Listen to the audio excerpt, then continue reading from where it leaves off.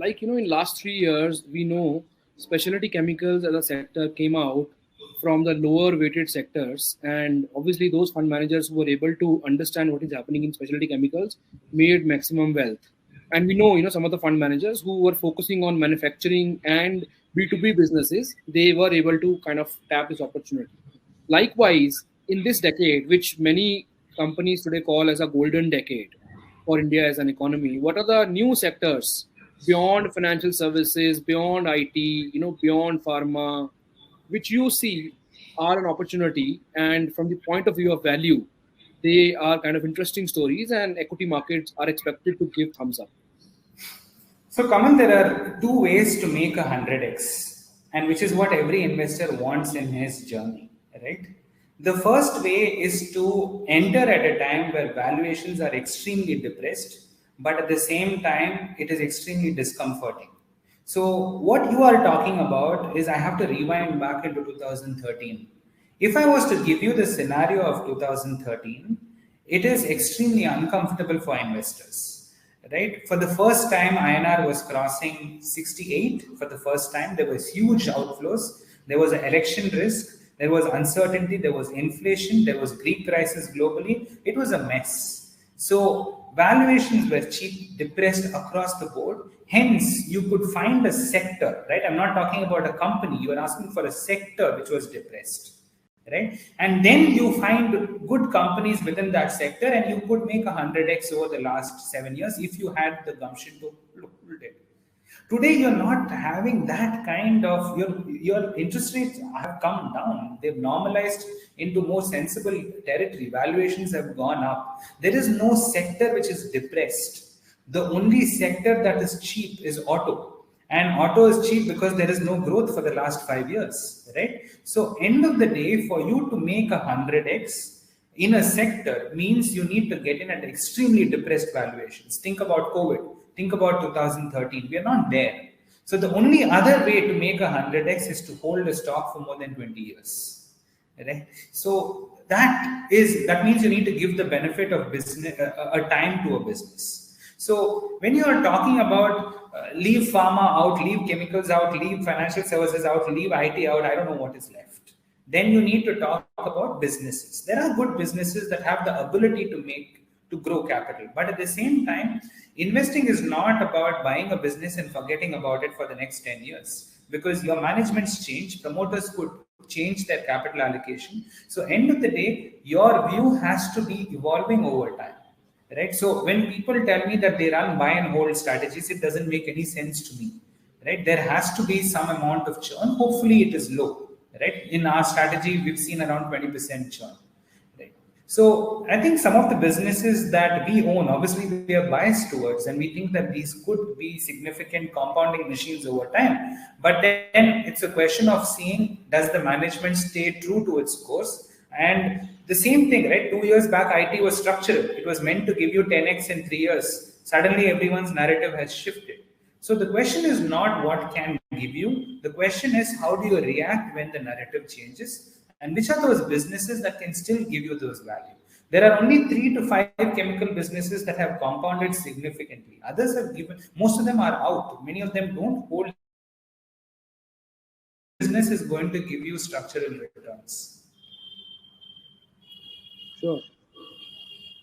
So, the second way of making 100x that you mentioned, where you mentioned that the second alternative to make higher returns, multi-bagger returns, is to own equity as an asset class for, say, more than 20 years. So doesn't that favor some of the stocks like Asian Paints, Bajaj Finance, HDFC Bank, because these are considered to be companies which will survive, say, after 10 years from now also, because they have moated businesses. And though today they are highly priced businesses, and maybe you are not liking them because it doesn't kind of give you valuation comfort or margin of safety that you mentioned. But going by the answer that you gave to the last question, where you kind of are not finding value in any sector like we saw in 2013, and at the same time, to make highest possible return, one needs to own business for long term.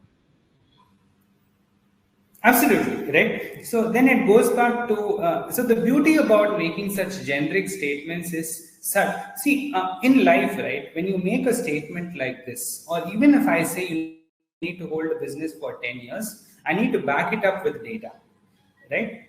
Now, if I'm going to tell you that own HDFC Bank for next 20 years, today HDFC's market cap roughly is worth what? I mean, maybe $100 billion, and maybe an Asian Paints would be around $50 billion.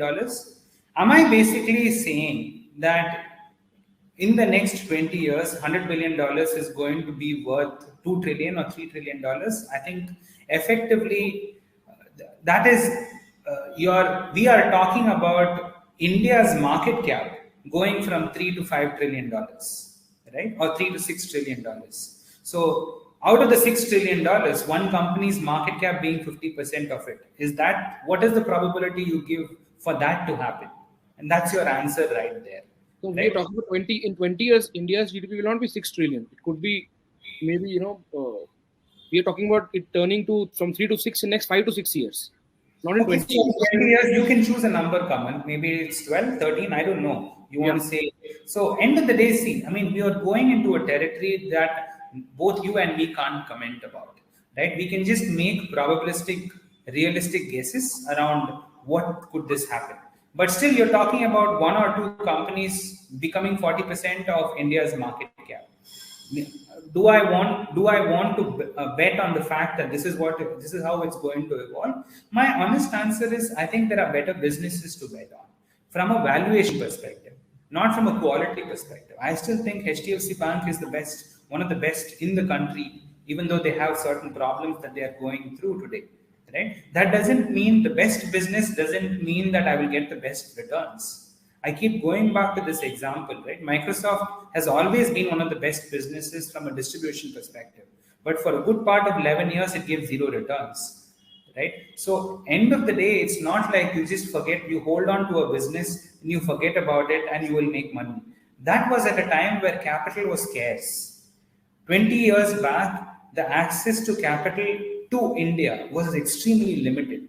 So, you had small businesses becoming extremely scaled up businesses, and you had great promoters do that. Today, think about diagnostics, Kamal, right? You had two large diagnostics players generating a return on capital of 44%, and you see what happens to competition. I'm not saying that is justified, but I'm just saying that when capital is available, competitive intensity will intensify. The same thing is happening in paints as well. So India 20 years back, buy and hold worked. India 20 years hence, the capital and the liquidity situation is very different. So buy, hold, and forget, I'm not sure is the right way to do it. But if someone wants to do it, then you have passive strategies to do that as well, right? So then the question is, what appeals to an investor? Then the investor should not be reacting to Fed, inflation, noise, all of this. They should just zoom out and basically say 20 years, I'm not interested in talking to anyone about the equity markets. If they are willing to do that, then sure.